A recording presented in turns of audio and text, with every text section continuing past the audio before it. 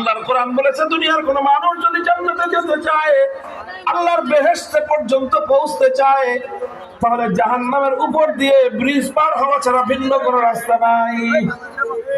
There is no alternative way.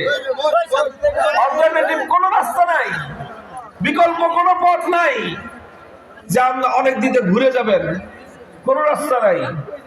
একমাত্র পুলসিরাত পার হয়ে তারপরে জান্নাতে যেতে হবে।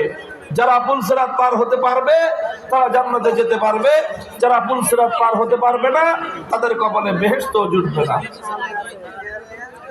তো এই যে পুলসিরাত এবং এই যে জাহান্নামের উপর দিয়ে যে ব্রিজ, এই ব্রিজ পার হতে চান কে কে বলেন?